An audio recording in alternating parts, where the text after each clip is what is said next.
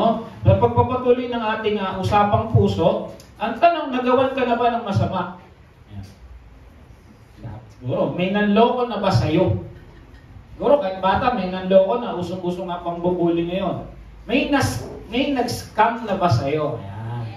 Oh yes, meron talaga sumasagot, kahit kami, no? Na-scam na din. May nag-traitor na ba sa'yo? Talagang lahat ito mas masakit, ito mas masakit nang mahal sa buhay mo. Ibig sabihin, yung gumawa ng hindi maganda sa iyo, yung nag-traitor sa iyo, yung nag-scam sa iyo, kaibigan mo, kakilala mo, mahal mo sa buhay, mas masakit pa, baka kapatid mo o magulang mo. Meron na ba?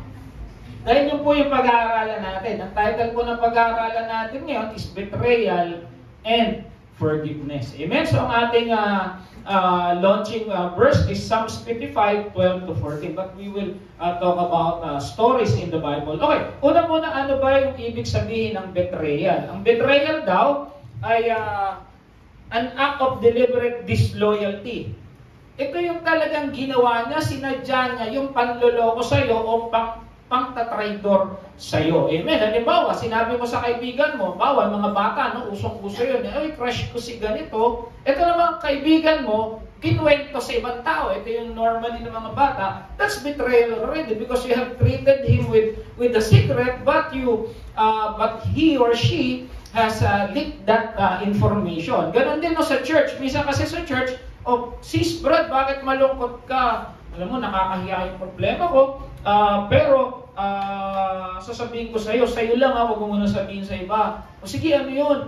Para pag-pray mo na lang ako. Naikwento sa kanya, nakakahiya nga yung pinagdadaanan ng kapatid. Pero mahirap, itong kapatid na ito, alam mo si sister, alam mo, ganito pala nangyayari sa kanya ngayon, tara pag-pray natin. That's betrayal of public. That's betrayal of trust. Kahit sabihin mo na, ang inyong intention ay sabihin sa ibang tao yung pinagdadaanan ng kaibigan mo, ng kapatiran mo, but still sabi niya, sa ating dalawa na lang muna ito. Kahit sabihin pa, kahit kay pastor, wag, dahil sa'yo lang pinagkatiwala, yung very sensitive information. That's already betrayal. At alam natin maraming betrayal. Andiyan yung pagtataksil ng ng mag-asawa, ng magbo-boyfriend at girlfriend, at marami pang iba. Ngayon, pag-usapan natin, ano ba yung common cause ng betrayal? Unang-una dyan yung covetousness o yung pag-iimbot. Ano ba yung pag-iimbot? Nasa Nasa 10 Commandments, di ba? Do not covet. Ang covetousness, kung di ako nagkakamali, ito yung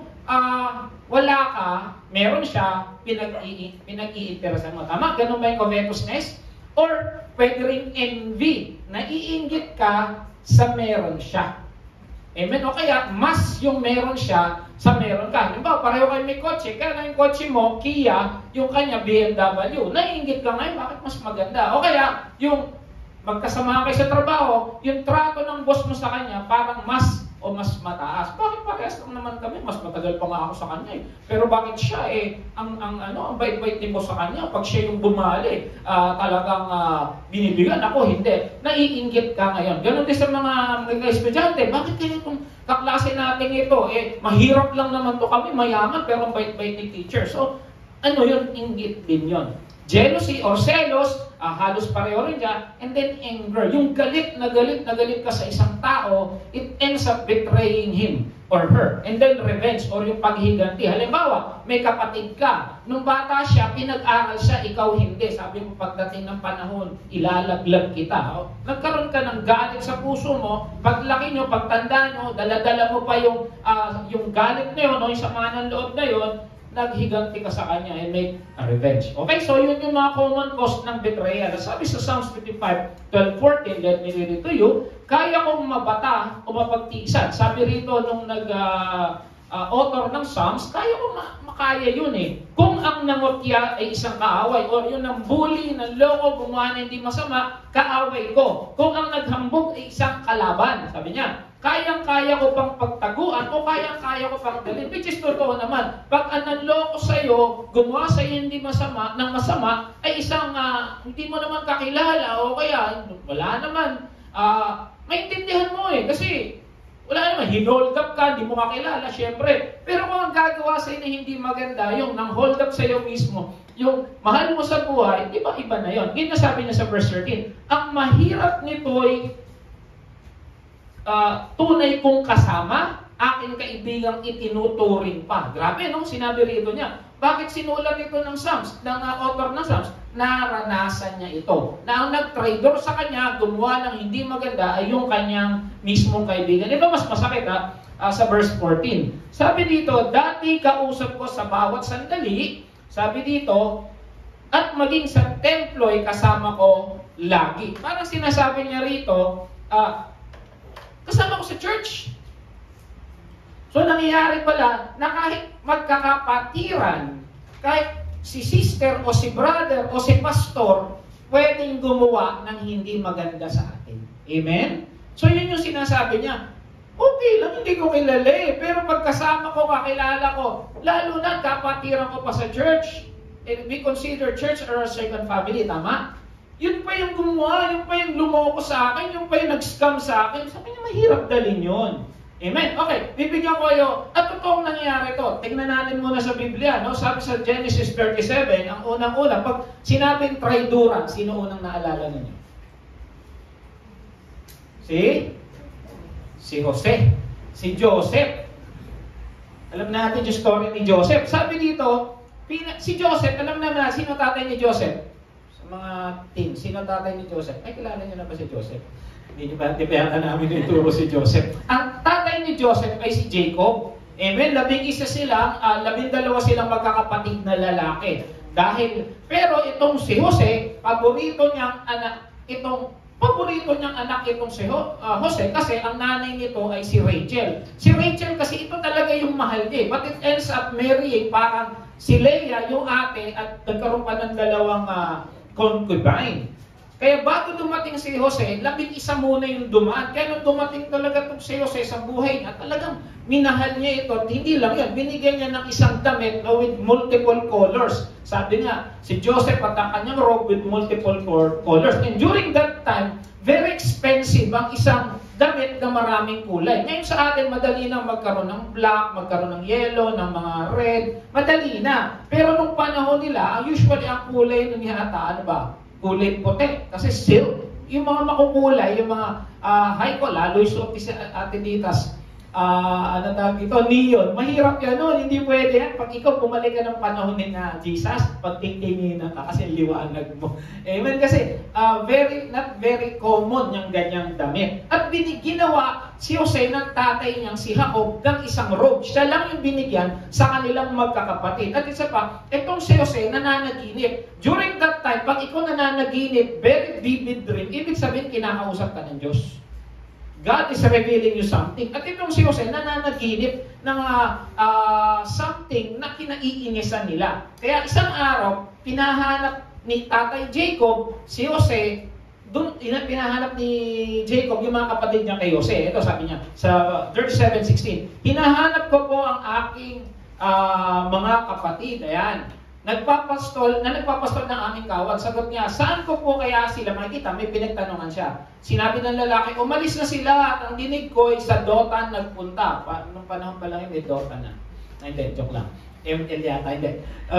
Dotan, pangalan ng lugar. Sumunod si Jose at natagpuan nga roon ang mga kapatid. Ito, nung nakita na siya ng mga kapatid, malayo pa lang, nakita na siya. Ito ang sabi nila sa verse 18. Malayo pa'y natanaw na siya ng mga ito, yung mga kapatid niya. Ano sabi niya? Magkaisa tayong patayin siya.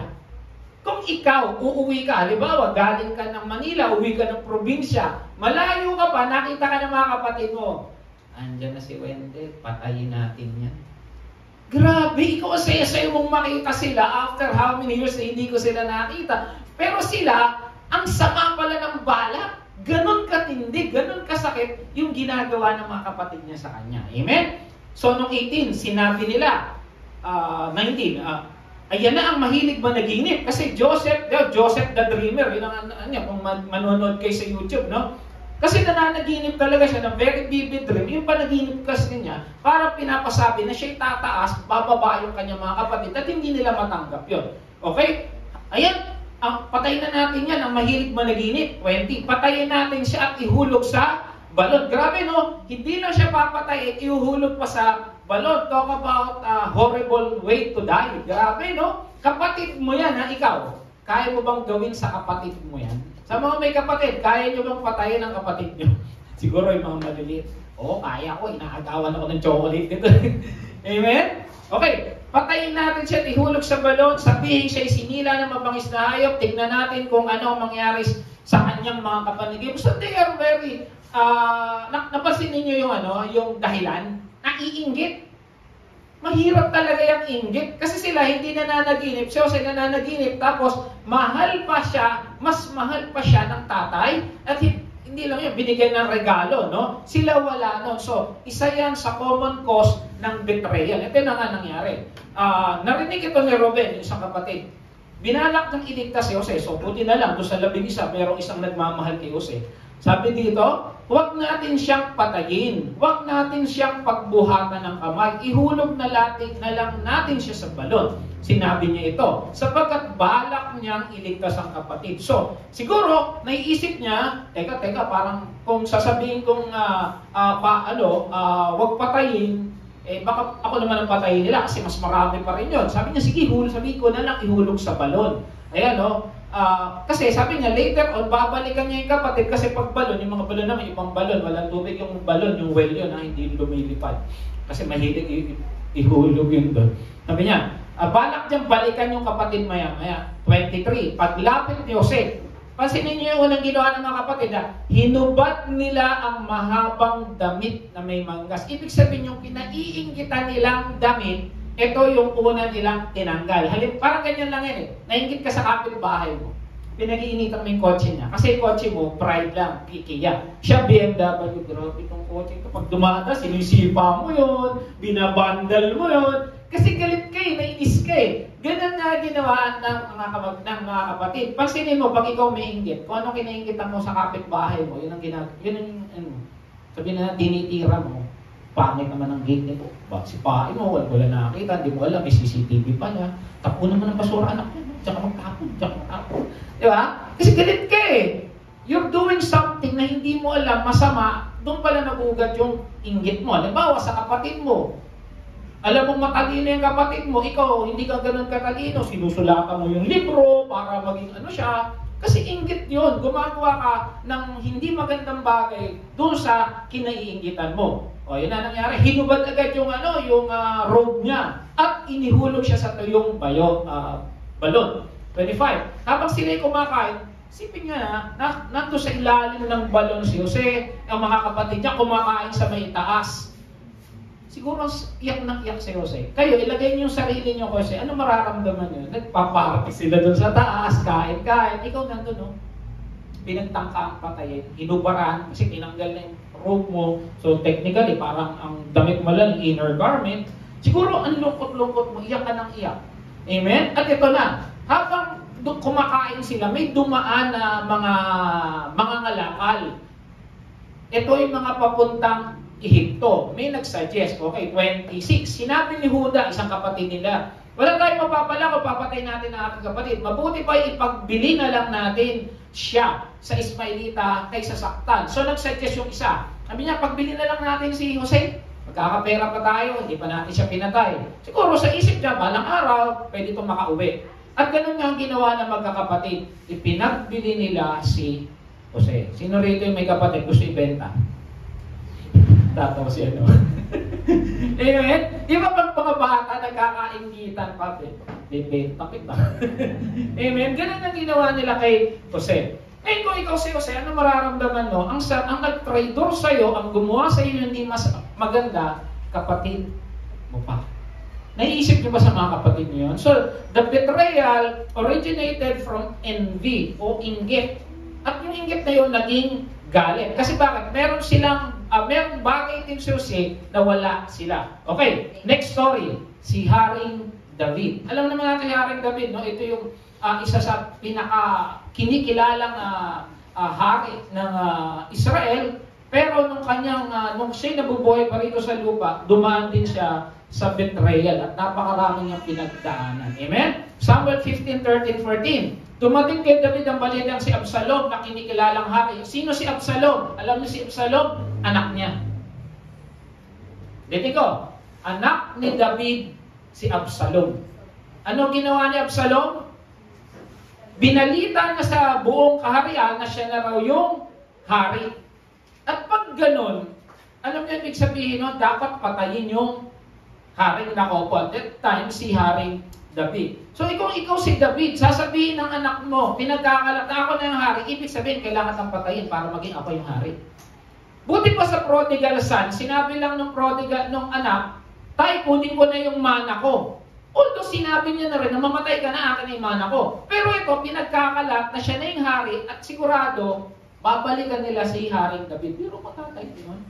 Pero hindi naman natin, alam niyo ba sa napugat ito? Kasi, alam natin, no, yung kasalanan ni David. Ang kasalanan ni David, pero si David kasi, nag-betray din siya. Meron din siyang tinraidor. Tinraidor niya si Uriah. Naalala niyo si Uriah?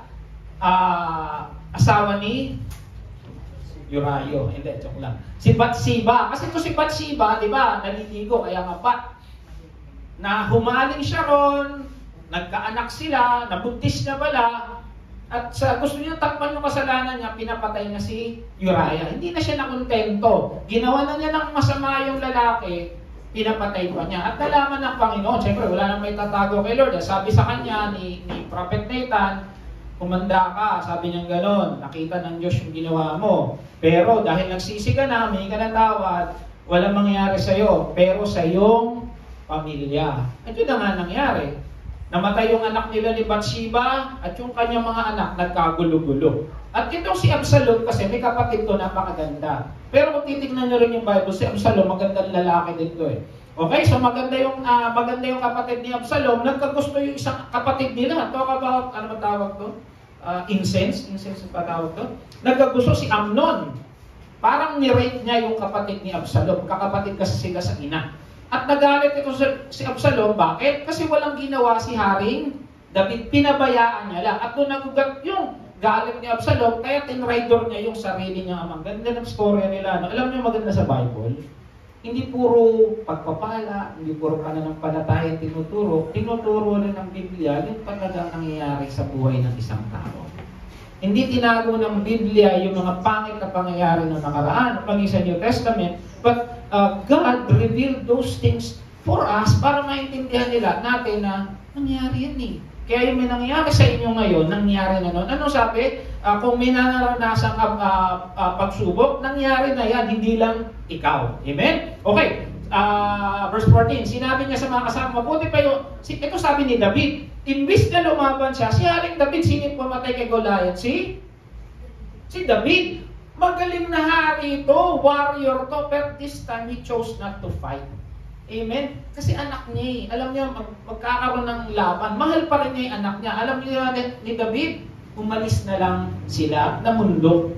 Amen? Kaya na nga, si Absalom yung naging hari. Verse 30, talon tayo sa Samuel 15:30, 1 Samuel 15:30. Si David ay umiyak na umakyat sa bundok ng mga olibo. Wala siyang sandalyas at nakatalukbong, tanda ng kalungkutan. So siya mismo, nung umakyat siya sa bundok, nalulungkot siya. Siyempre, sino ba namang anak, tatay, ang gustong pinagtangkang patayin ang kanyang sariling anak. At pagtatangka pa siya rito, meron pa mga susunod. Amen? So kung ikaw yung bilang tatay, yung anak mo na minamahal-mahal mo, pagtatangka ang patayin. Pero alam niyo, totoo nangyari yan. Pag matanda na yung magulang, sabi nga kahit 10 yung anak, hindi kayang alagaan yung isang magulang, pero isang magulang kayang alagaan yung 10 anak. Tama hindi? Amen? Nagtuturo, sino si nanay, sino si tatay, mahirap alagaan niya. Pero yung si nanay yun, inalagaan yung 10 anak. At nangyayari yan. Ano, kailan pa ba manamatay yung matandang yan? Ang hirap alagaan yun. Hindi, gulo-gulo. Diba? Amen? Meron ng isang storya. Yung kasing tatay, pag kumakalampag na, nakakabasag na ng pinggan. Ngayon itong tatay, naiinis. Ngayon sabi ng asawang babae, igawa mo lang ng plato na kahoy. Sabi niya gano'n, para at least kahit dyan hindi mababasag kasi lagi na lang nakakabasag yung tatay mong yan. Sabi ba namang gano'n? Yung tatay, siyempre, matanda na. Nung kumakain sila, gaganda ng kanilang kainan, yung kanilang plato, yung pinggan nila, yung baso, tapos yung tatay, nandun sa isang sulo, ang kinakainan, kahoy na lang. At nakikita ng anak, sabi ng anak, bakit po nato si Lolo? Sabi ng ganyan, hindi Lolo, maingay kasi. Tsaka, diba ito po kinakainin niya, yung ano, yung, kung hindi po yung kahoy, minsan yung lata, sabi niya, kasi, nakakabasag siya anak. Pero isang araw, nag-birthday yung tatay. Yung tatay, hindi yung Lolo. Yung tatay. Ituwan-tuwa yung tatay. Yung bata kasi, 7 years old. Niregaluhan siya. Tuwan-tuwa. Naggulat, alam niyo kung ano regalo ng bata? Platong kahoy. Anak, ba't mo naman ako niregaluhan nito? Para po pagtandaan nyo, gagamitin nyo. Ano naman sa inyo? Kung anong tinanin mo, aanihin mo talaga eh. Bigla na paiyak yung tatay. Ginagamit na lang ulit. Parang nat-touch siya na, nga pala, tatanda rin ako. Kaya sa atin, mga bata pa tayo ngayon, kasama ko doon, tatanda tayo. Tatanda tayo. Kung anong tinanim natin, aanihin natin. Ito, tuloy na tayo. So, una, kanina, kay Jose, ang nag-traidor, mga kapatid. Kay David, ang nag-traidor, anak. At alam naman natin, we did not go back to the story of Jesus when he was betrayed by Judas.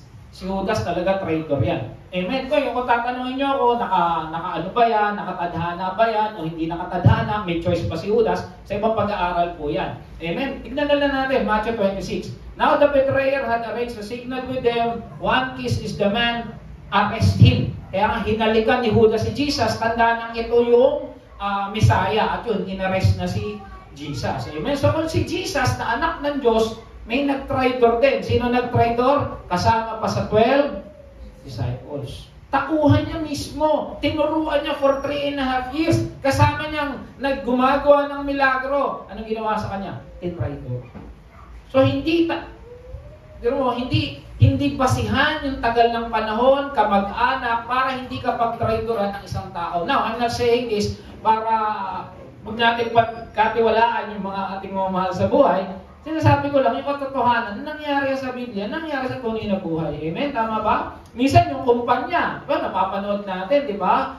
Saan pa namin napanood yun? Ni Sharon Cuneta yun. Yung abogado niya, minsan na mismo ang kumuha pala ng ari-arian niya nung namatay yung tatay niya. Amen? So, nangyayari yun. So, kahit storya, fictional story na napapanood sa pelikula, nangyayari sa tunay na buhay. Kaya nga kami nandito ngayon, yung ari-arian namin sa Inglaterra, yung mga hindi nakakuha, ito nag-breakfast. Okay, tandaan, kahit pagtaksilan ka pa, ito mabuti. Kahit pagtaksilan ka pa, kung si Kristo ang iyong kasama, babangon. Let me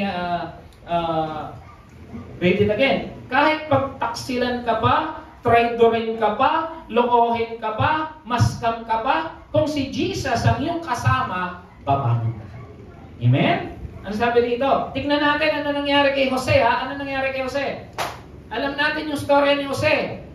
From the pit to being a prince of Egypt. Pero mahirap yung pinagdaanan niya. Pinagbili siya, naging katulong siya. Nung naging katulong siya ni Potiphar, nakusunadahan siya nung asawa ni Potiphar. Hindi niya naman ginawa ng hindi maganda, pinakulong siya. Sa kulungan naman, iniwan siya nung sinabihan niya, "Uy, alalahanin mo naman ako, ha." Tinalikuran siya, kinalimutan pa rin siya. Pero alam mo, yung kinainisan ng mga kapatid niya na panaginip, yun ang ginamit ng Diyos para ilagay siya sa pinakamataas na posisyon. Amen? Kasi hindi naman pwede siya maging parao. Kasi dahil, syempre, Egyptian dapat yun. Amen? Alam na natin na nangyari. Sabi sa Genesis 41:40, ikaw ang pamamahalaan ko sa buong bansa. Imagine, kanina nasa balon, paglipas ng mga ilang taon, nandun sa palasyo. Siya pa yung vice president ng Egypt. At ngayon, ilalagay kitang gobernador na buong Egypt. Inalis ni Pharaoh ng kanyang daliri ang singsing na pantatak at sinuot niya kay Jose. Binihisan niya ito ng damit na lino at sinabitan ng gintong kwintas sa leg. Naalala niyo yung prodigal son, nung bumalik siya, anong sinuot sa kanya? Una yung pinakamagandang damit. Tapos nilagayan siya ng singsing at sandalyas. Ito namang si Jose, ang nilagay sa kanya, damit, singsing at yung kwintas. So halos meron silang resemblance. Ipinagamit kay Jose ang pangalawang sasakyan ng hari at binigay siya ng tanod na pandangan na mauna sa kanya. Na sumisigaw, lumuhod kayo! Sa gayon, pinapaalam sa kanya ang pamamahala sa buong Egypt. So nakita ninyo, no? Kanina nasa balon, ngayon nandun sa palasyo. Amen? At kung nangyari kay Jose, maaaring mangyari sa yan. Kung ikaw na naloko, ikaw yung na-traidor, ikaw yung nagawa ng hindi maganda, huwag ka mag-alala. Pag si Jesus nasa iyo, tataas ka. Maaaring ngayon yung buhay mo, nandito ka pa rin sa ilalim, hindi pa rin nababalik sa iyo yung na-scam sa iyo, hindi pa rin nababalik sa iyo na naloko sa iyo, yung nawala sa iyo. Huwag ka malala, hindi tulog ang Diyos. Amen? Maawa ka pa nga sa gumawa sa iyo eh. Kasi sabi nga, kung tinanim mo, aanihin. Amen? Tingnan natin nangyari kay Haring David. Ito na, nagharap na yung mga tauhan ni Absalom tsaka ni Haring David. Kasi si Absalom, kailangan niyang patayin si Haring David. Yun nga, kasi bakit? Sa kanila, pag may bago ng hari, papatayin yung dating hari. Kasi bakit? Pwedeng mag-revolt yun. Pwedeng mag-revolution, matanggal siya sa pagiging hari. Okay, 2 Samuel 18 verse 9. Nakasalubong naman ni Absalom ang ilang kawal ni David. Nakasakay noon sa mola si Absalom. Mola, ibig sabihin, kabayo. So, ibig sabihin, kakabayo si Absalom. At pagdaan niya sa ilalim ng malaking punong insina, napasapit ang ulo niya sa sanga. Nakapanood na kayo nangangabayo na mabilis. Tapos merong parang sanga, sumapit yung ulo, bagsak. Ganun yung nangyari sa kanya. Ito hindi bumagsak kung magtataka kayo. Sumabit. So, ibig sabihin, pag tama ng sa leeg niya, hindi na siya nakababa. Sumabit siya para siyang binigtit. Ganun yung nangyari kay Absalom. Napasapit ang ulo niya sa sanga. Nagpatuloy sa pagtakbo ang mola, naiwan si Absalom na nakabitin sa puno. Para na siyang si Judas. Ito masakit. Nung malaman ng mga tauhan ni David, binalikan siya at pinatay. Amen. Ano nangyari kay David? 1 Kings, 2:10. Namatay si Haring David at nilibing sa lungsod ni David. 4 taon siyang naghari, 7 taon siyang sa Hebron, 30 taon naman sa Jerusalem. Namatay sa katandaan si Haring David. At naibigay niya ng maayos, na-transfer niya ng maayos yung kaharian kay Haring Solomon. Amen? Ang bango, amoy lapid. Amen? So, nakita natin, yung gumawa ng maganda, ano nangyari? At alam natin mga nangyari doon sa mga kapatid ni Jose. Ano na nangyari kay Jose? Ano nangyari kay David? Ano nangyari kay Absalom? And we know what happened to our Lord Jesus. Oo, binugbog, sinugatan, pinahirapan, tinagtutusok, nilagyan ng korona ng tinik, hinubaran, sinipa, dinuraan, pinako sa krus ng Kalbaryo at namatay. Pero paglipas ng 3 araw, nagbuhay ng muli. Ano nangyari kay Judas? Patay. Kaya mga kapatid, wag na wag po tayong gagawa ng masama sa ating kapwa. Lalo na't kamag-anak mo. Pero yun na nga, yung iba tinatamaan ng inggit, ayun na nangyayari. Amen? Tandaan, you cannot keep a good man down. Sino ba yung good man? A man with Jesus in his life. Ngayon, kung ikaw may Kristo ka sa puso, sinasabi mong Kristo ka, kahit may gumawa ng kalokohan sa'yo, may nag-traitor sa'yo, may nang-scam sa'yo, huwag kang mag-alala. Ibabalik ni Jesus yan. Amen? Okay, how to forgive those who betray us? Number 1, paano ba makalimot at magpatawad? Kasi syempre, ang sakit nun eh. Biro mo, kapatid mo, o kaya anak mo, o kaya kapatiran na nanloko sa'yo sa church. Alam niyo, nangyari po sa amin yan. Siguro 3-4 years ago, na-scam kami, almost 1 million. Ang masakit, kapatiran. Huwag niyo nang itanong sa ang church, pero kapatiran siya. At kaibigan ko po. Sakit, no? Kaya pinagdaanan ko namin, kaya pinag-aaralan ko ito, nakaka-relate ako. Pero alam niyo, during that time, at hindi lang basta kami na-scam, talagang magkakaproblema pa kami talaga na malaki. Nung nakasakay kami, nakita ko na lang laki-laking billboard, yung MX3. Be still and know that I am God. Yung time na nalaman namin yung problema, sumagot agad si Lord, at kaya po, okay na po, sabihan ng Diyos. Oo, may nawala yung savings namin, nagkautang pa nga kami, pero but still, alam namin ang Diyos ang kumikilos sa buhay namin. Maglabasan nga tayo ng bank account ngayon, mas mamahal kayo pa bank account sa amin eh. Amen? Pero si Lord, hindi kami pinagbabayan. Amen? Okay, unang-una, trust God. Pag ikaw nasa scam, na binatray, tinraidor, ng kaibigan mo, best friend mo, asawa mo, minsan asawa ha? Minsan asawa. Unang-una, magtiwala ka sa Diyos. Amen? Sabi dito, magtiwala sa Diyos ano man ang pinagdadaanan o pinagdaanan. Sabi sa Psalms 56:3-4, kapag ako'y natatakot o aking Diyos na dakila, sa iyo ko igagalak ang pag-asa ko at tiwala. So mga kapatid, kung ikaw tinraidor, binuli, ano man yung nangyari sa'yo, kinopyahan ka, tapos siya pa yung mas mataas ang grade sa'yo, naagaw sa'yo yung pagiging rank 1, o kaya hindi na ikaw yung paborito ng teacher kasi sinisiraan ka, magtiwala ka sa Diyos. Eh no, sabi, tanging sa'yo umaasa, nananalig ako, o Diyos. Ulitin ko sa'yo ko ilalaga, pag-asa ko at tiwala. Huwag po natin ilaga, iasa na ipaghihiganti tayo ni nanay, ni tatay, ni kapitan, ni abogado, kung sino man. Kay Lord tayo magtiwala. Amen? Ang sabi sa Romans 8:20, ito yung lagi namin iniisip. Pag may nangyari sa amin, hindi naman kagandahan. O meron kami mga plano na hindi talaga, sabi natin it didn't work out that way. Wow, English yun. Amen? Yung hindi namin talaga, ito yung gusto namin, ito yung nangyari. Lagi namin iniisip itong Romans 8:28. And we know that in all things God works for good, for the good of those who love God and called according to His purpose. Mga kapatid, kung may nangyari sa inyo hindi maganda, nagkaroon ng setback, nagkaroon ng hindi inaasahang pangyayari, tandaan niyo po, God works for the good. Sa Tagalog, alam natin sa lahat ng bagay, gumagawa ng Diyos para sa mabuti. Pinagtaksilan ka, pinagtraidoran ka, niloko ka, iniwan ka, inanakan ka, kung ano man yan. Kung ikaw may Kristo sa buhay, bahala ang Diyos sa'yo. Amen? Sabi sa Psalms 139:16-17, ito napakaganda sa English niya.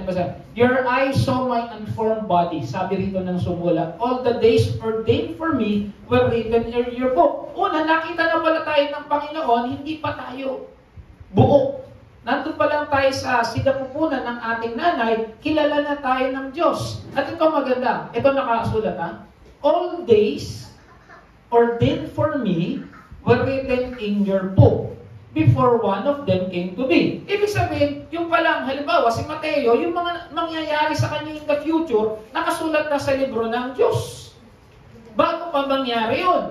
Kagaya ko, alam na ng Diyos na magiging pastor ako, magkakaroon ako ng asawa, magiging IT ako, kung ano man yung nangyari sa akin na hindi pa nangyayari, nakatala na sa libro ng Diyos. So, ibig sabihin, wala tayo talaga tinatago sa Diyos. Why? Because He is all-knowing, He is all-mighty, He is all-powerful. Amen? Saan ka makakapit? Hindi siyempre sa Diyos. Ngayon kung tatanungin mo ako, Pastor, alam ba ni Lord na may scam ako? Well, definitely, oo. Pero hindi ko lang alam kung masaya siya. I'm sure hindi. Sino ba namang tatay ang magsasaya pag yung anak niya nasa isang malaking problema? Amen? Pero minsan may mga bagay na kailangan mangyari sa buhay natin. Amen? Sabi pa rito sa verse 17, how precious to me are your thoughts, O God. How vast is the sum of them. So, ibig sabihin, yung iniisip talaga sa atin ng Diyos, magaganda. Sabi di ba sa Jeremiah 29:11, my plans for you is to prosper you, not to harm you. But, we're in the world. Kaya masabi ni Jesus, no? Kasi kung gusto ni Jesus na tanggalin tayo sa mundo, nung babalik na siya sa lupa, nasa langit, sinama na niya tayo. Pero sabi niya, my prayer for them is not to, tanggalin mo sila sa mundo, kundi patatagin mo sila. Yun ang sabi ni Jesus. So meaning, meron pa tayong gagawin dito sa lupa. Amen? Pero sabi niya, my peace I give to you, my peace I live to you. Yun ang sabi ng ating Panginoon. Amen? Ang ating Panginoong Jesus. Tandaan, sabi sa Proverbs 16:4, the Lord has made everything for its own purpose. So, ibig sabihin, yung mga nangyari sa ating setback, pagka-traidor, pagtataksil, niloko, in-scam, ginawa ng hindi maganda, binuli, the Lord has made everything for its own purpose. May dahilan ng Diyos. Mayroong gagawin ng Diyos. Kaya masabi, pag ikaw dumaan sa ganyan, magtiwala ka. Halimbawa, yung anak mo dahil matanda ka na, mahirap ka na, binubuli-buli ka na, inuutos-utusan ka na lang, samantalang nung bata sila, ikaw yung nag-alaga, talagang ganda ng pangarap mo. Ngayon, dahil matanda ka na, kuyo ka na, the Lord has made everything for its own purpose. Amen? Even the wicked for the day of evil. Take note, even the wicked for the day of evil. So God has a plan for everything. The only thing for us is to trust Him. Sabi nga, maniwala at manampalataya. Amen? Doon papasok yung ating faith. Tandaan natin, 1 Corinthians 10:13, wala bang pagsubok na dumating sa inyo na hindi naranasan ng ibang tao? So, kaya nga, no, yung iba, yung pagka-traitor niyan, betrayal niyan, sino mag-aakala na nasa Bible? Diba? Pero nandoon. Kaya masabi yung mga nararanasan natin ngayon, kaya kapatid, no, kung may nararanasan ka ngayon, naranasan na rin ng ibang tao yan, o nararanasan na rin ng ibang tao yan, mag-usapan sa Lord, bakit ako po? Diba? Ba't ako ganito? Ba't ako iniwan ng boyfriend ko? Ba't ako iniwan ng magulang ko? Ba't kami naghihirap? Hindi, nangyayari siya. Ito maganda. Tapat ang Diyos na hindi na ipapahintulot na kayo'y subukin ng higit sa inyong makakaya. Sa halip pagdating ng pagsubok, bibigyan kayo ng lakas upang makayanan ito at ng paraan na malampasan ito. Sabi nyo nga kanina, tinatanong ko, may naloko na ba dito? Oo. May naskam na ba dito? Oo. Asa mo ngayon? Kumakain ka pa rin ba? Oo. Nakakatulog ka pa rin ba? Oo. Maayos pang buhay mo? Oo. So, ibig sabihin, tapat ang Diyos, hindi ka pinababayaan. Amen? So, ibig sabihin, andun ang kamay ng Diyos na nag-iingat sa'yo. Tandaan, may nagtaksil man sa'yo, huwag kang mag-alala, si Lord ang bahala. Amen? Pangalawa, glorify God. Una, magtiwala sa Diyos. Pangalawa, purihin siya. Ito nakakalimutan natin nun. Kahit naman kami, nung kami dumadaan sa pagsubok, we ask God. We pray. Oo, naalala ko talagang lumuhod ako sa Diyos. Nakaluhod kami. Nagpe-pray kami. Ang ganda nga. Kung pelikula yun, umuulan sa labas, nakaluhod kami. Parang alam mo, nasa pelikula eh. We pray, we ask God for comfort, we ask God for instructions, we ask God for help, pero nakakalimutan namin purihin ang Diyos. Sabi sa Psalms 34:1, ito yung nangyari kay Haring David nung siya ay tumatakbo dahil kay Haring Saul. Naalala niyo si Haring Saul, no? Ano lang siya, patugtog-tugtog lang siya doon kay Haring Saul, no? Gusto siyang panain, gusto siyang sipatin. Kaya siya tumakbo, tumakas. Hanggang tumakas siya doon siya sa kampo ng kalaban. At nagkunwari siyang parang baliw. Ano sabi niya? Will extol the Lord all times. Ano yung sabihin na extol? Colgate? Hindi. Itinataas ko ang Diyos sa lahat ng pagkakataon. Pag sinabi bang lahat, kasama yung problema? Pag sinabi bang lahat, kasama yung na-scam? Pag sinabi bang lahat, kasama yung niloko? Oo, siya kasi naranasan niya na ang dami nagtangka sa buhay niya, but God prevailed na nananatili na hindi siya iniiwan at pinababayaan. Amen? At sabi niya, His praise will always be on my lips. Kapatid, ikaw, pag merong nanloko sa'yo, pag merong nag-scam sa'yo, pag ikaw merong nagbigay sa'yo ng malaking problema, papuri pa sa Diyos o mura ang nasa bibig mo. Be realistic, tao lang tayo. Totoo naman, siyempre nandun yung emotion. Pero sabi niya Haring David, purihin pa rin natin ang Diyos. Kaysa magwala tayo. Kasi ganito pag ikaw niloko, pag ikaw winalangya, sabihin na natin, ang gusto mo una nagagalit ka. Tama? O kaya, gusto mo tumabla. Pangatlo, ano ba? Usually gusto mo magalit at tumable. Tandaan natin, pag ikaw nagalit, kaka-wrinkles ka lang. Pag ikaw naman tumabla, parehas na kayo. Parehas na kayo manluloko. Amen? So, pag nagalit ka lang nagalit, magkakasakit ka lang din eh. Why not praise the Lord? Yes, di pastor, hindi na pala pwedeng magalit. Pwedeng magalit. Pero huwag naman 10 taon na nakakalipas yung ginawa sa yung kalokohan ng kapatid mo. Hanggang ngayon, gabalit ka pa rin pag nakikita mo siya. Okay, yung ginawa ng kumaring mo sa'yo, 20 years ago. Hanggang ngayon, pag nakikita mo pa siya, umuulo pa rin yung dugo mo. Kawawa ka naman. Tandaan, pag ikaw may sama pag nagtatanim ka ng sama ng loob sa ibang tao. Okay, real talk, sino na rin kayo nagtanim ng sama ng loob? Uy, wala. Ang babait ninyo. Thank you. Wala nagtatanim ng sama ng loob. Praise the Lord kung wala. Kasi bakit? Pag nagtanim ka ng sama ng loob, ano tinatanim mo? Siyempre, tinatanim mo, sama ng loob. Saan ka nagtatanim ng sama ng loob? Sa loob.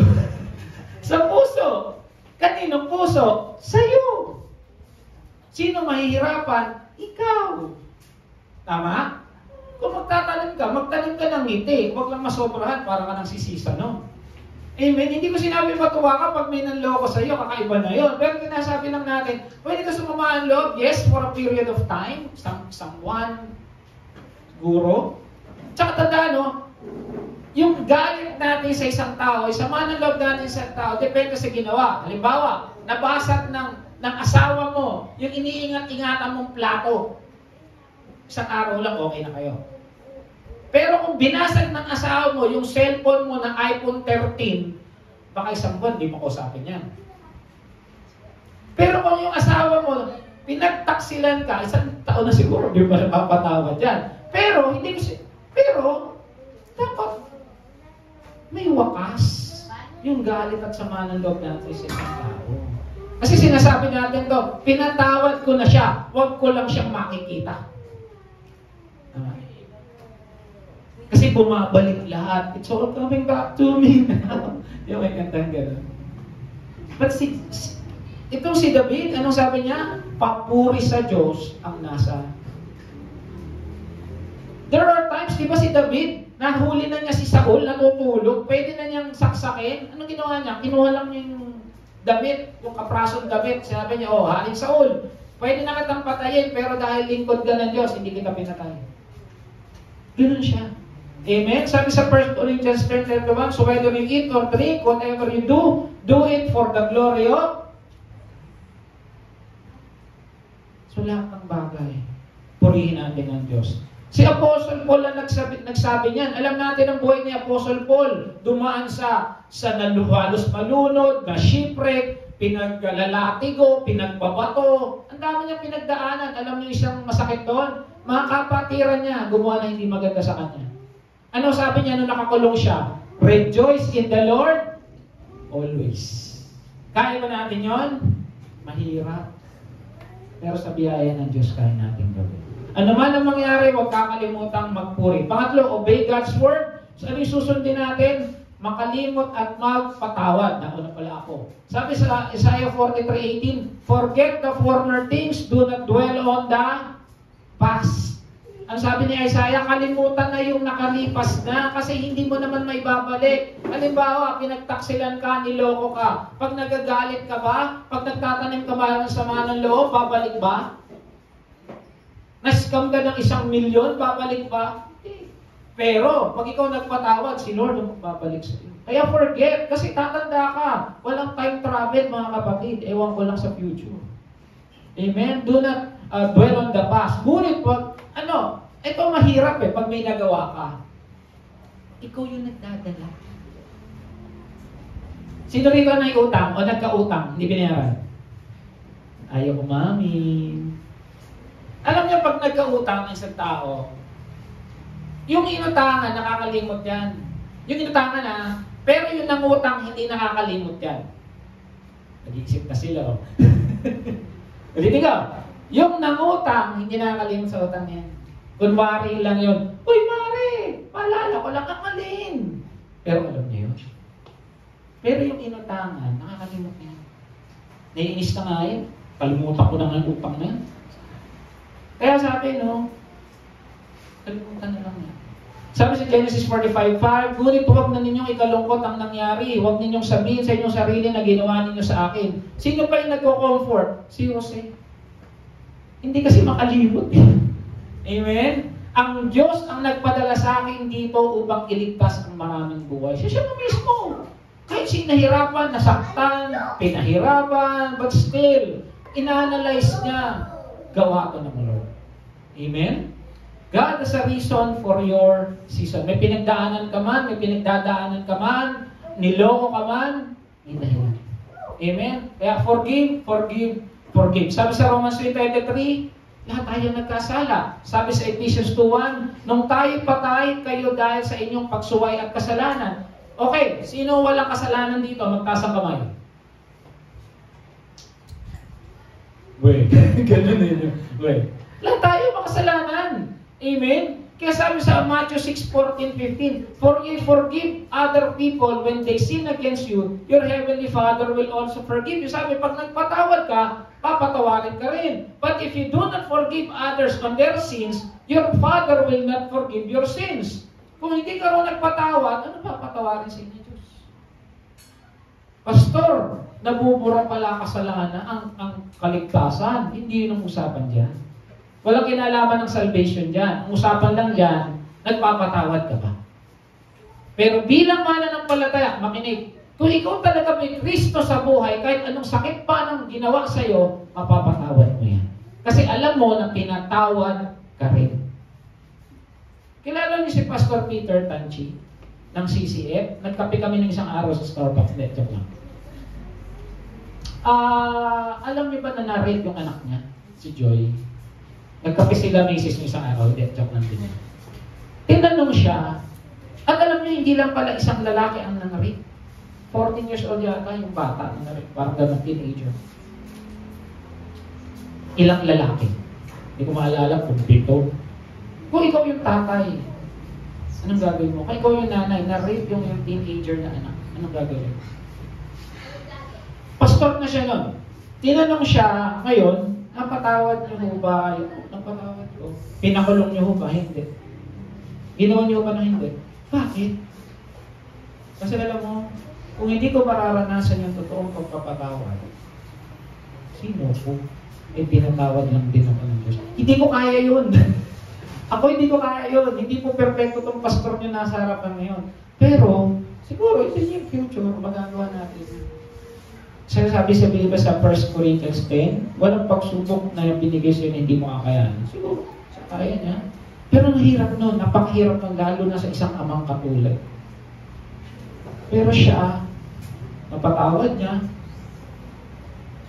Praise the Lord. Kasi sabi niya, kasi kung hindi ko kayang patawarin yung sino ako, na pinatawad lang din ng Diyos. Kaya tinanong nga ni Pedro Lord, ilang bang beses kang pwede magpatawad? 7 beses? Hindi. 7 times 7. Ang dami nun, 300 plus yun. So, ibig sabihin, pag ginawan ka hindi maganda, patawarin mo. Pag hindi ka maganda, patawarin mo. Patawarin mo ng patawarin. Bakit? Para sinasabi na ng Diyos, matuto kayo magpatawad kasi pinatawad ko lang din. Ayun. Amen? Ephesians 4:32, Be kind to one another, tender-hearted, forgiving one another as God in Christ forgave you. Ulitin ko, pinatawad lang din tayo ng Diyos.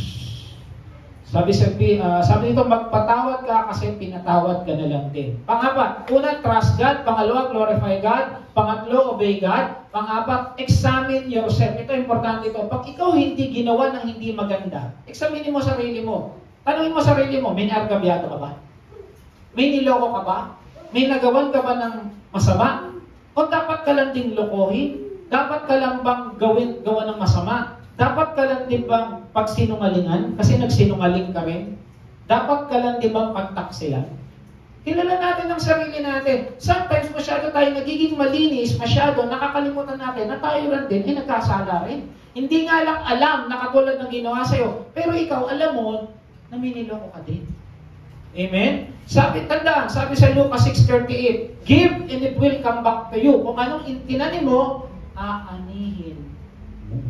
Well, kung maganda, kung hindi ka ganun, okay yun. Okay, sabi sa Genesis 15:15, mula nang mamatay ang kanilang ama, balik tayo sa story ni Jose. Nag-alala na mga kapatid ni Jose, sabi nila, paano kung galit pa sa atin si Jose?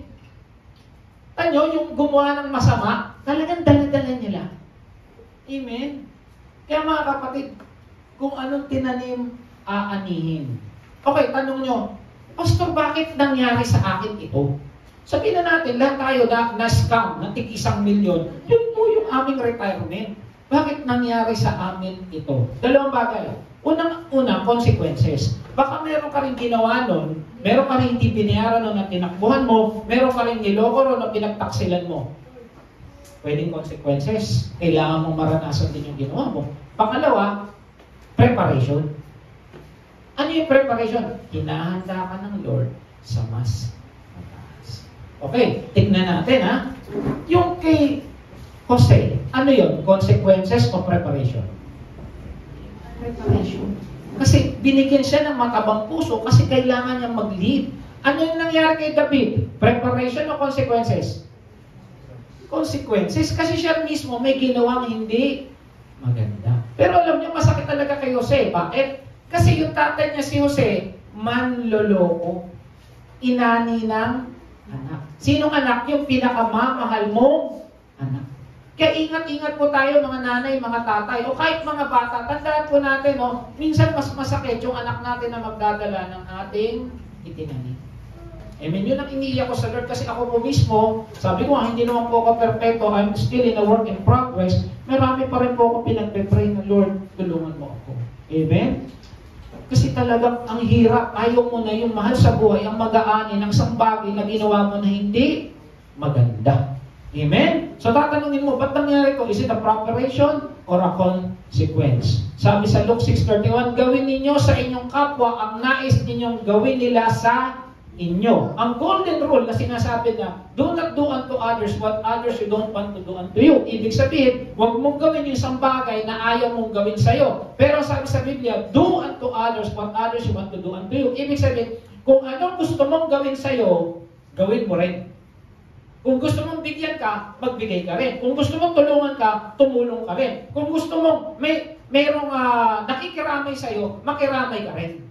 Amen? Hindi yung wag mong gawin yung isang bagay na ayaw sa'yo. Oo, tama naman yun. Pero kung gusto mo talaga magsimula, alam ko, totoo yan eh. Simula nung namimigay ako doon sa bakit talaga naman namimigay ako sa mga kasamahan ko, minsan, candy, kung ano-anong maliliit na bagay. Minsan yung simada natin, nakakarating sa kanila eh. Alam niyo, minsan, bago ako umuwi, meron akong milk tea, may nagbibigay ng turon, kaya hindi ako bumibili. Tama talaga eh. Kung ano tinanim mo, aanihin mo. Amen?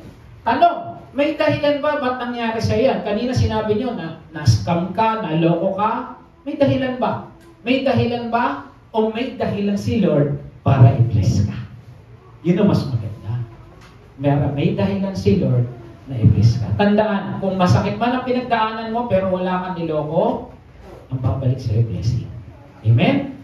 Kung mangyari man ang hindi mo gustong mangyari, isipin mo walang nangyari na hindi alam ng Diyos kasi walang aksidente sa Diyos. Romans 7:28, and we know that in all things God works for the good for those who love Him. And then huling-huli, unang-una uli, trust the Lord, glorify the Lord, obey the Lord, and examine yourself. And lastly, tandaan, pag ikaw naloko, na-scam, nagawa hindi maganda, na-bully, o anumang masakit na pangyayari sa'yo, binetray ka ng kapatid mo, kaibigan mo, kakilala mo, tandaan mo, your life will go on.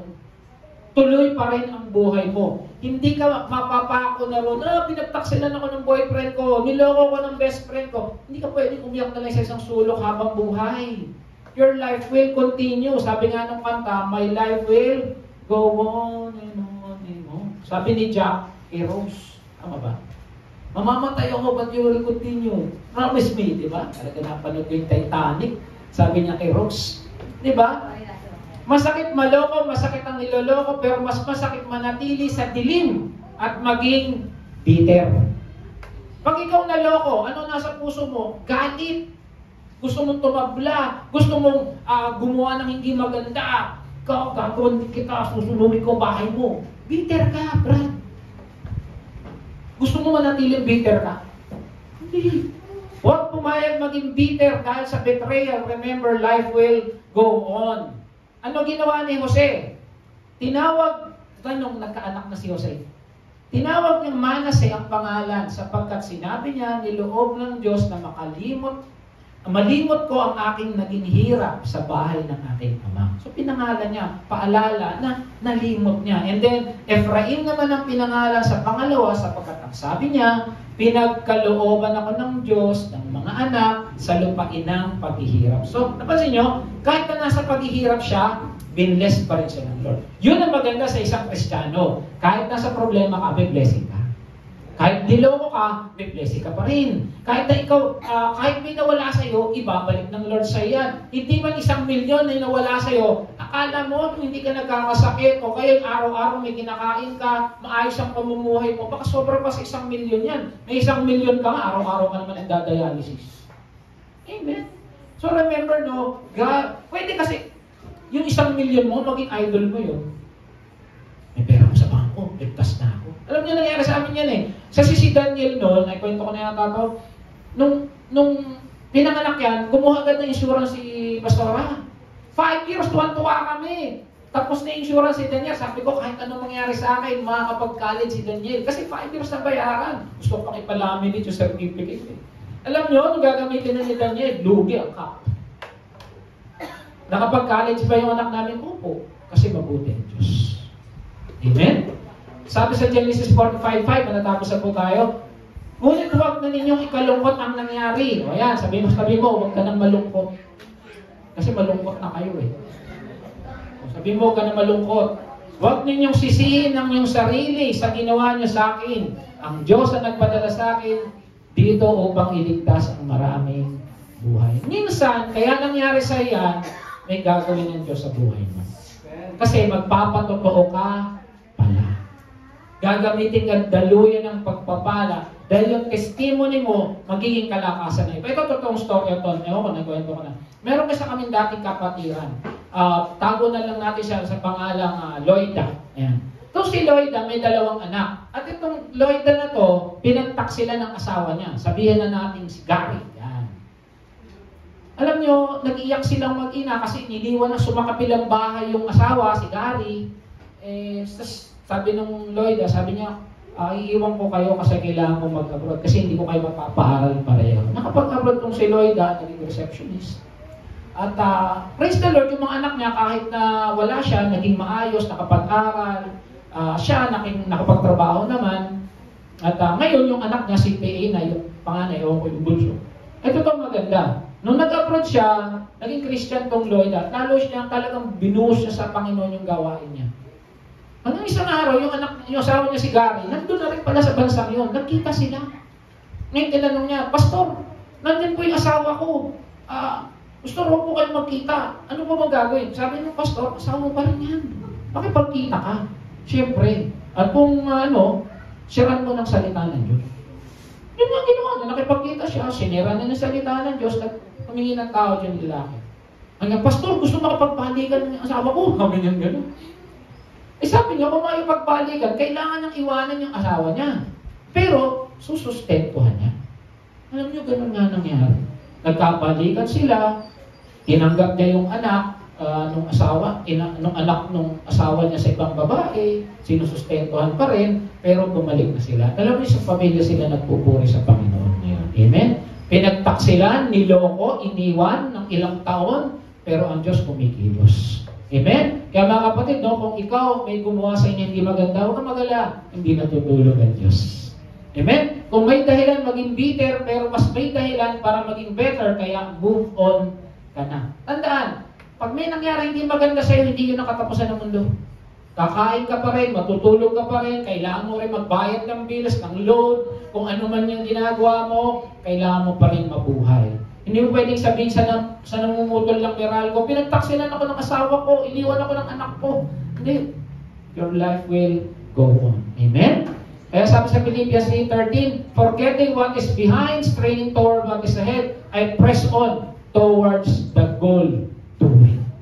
Mga kapatid, Kristiyano tayo at ang Kristiyano, hindi pinababayaan ng Diyos. Kalabatin mo yung katabi mo, sabihin mo, hindi ka pinababayaan ng Diyos. Amen. Okay, summary. Ano yung unang-una? Trust. Pangalawa? Glorify. Pangatlo, obey. Pang-apat, examine. And then, life goes on. Hindi nyo makita eh. Ang acronym ko, LETOTGO. Let go.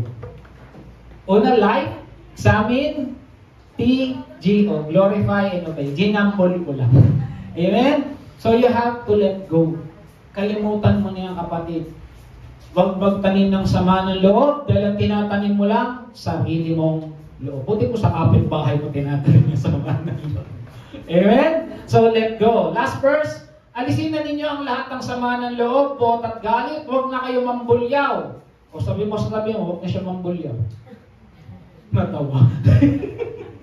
Manlait, manakit ng damdamin ng kapwa. Sa halip, maging mabait kayo at mawain. Magpatawad kayo sa isa't isa. Sabi mo, pinapatawad na kita. Ayaw sabihin. Tulad ng pagpapatawad sa inyo ng Diyos dahil kay Kristo. Tayo tumayo, tayo manalangin, pagpakan po natin ang ating Panginoon. Heavenly Father, Lord, salamat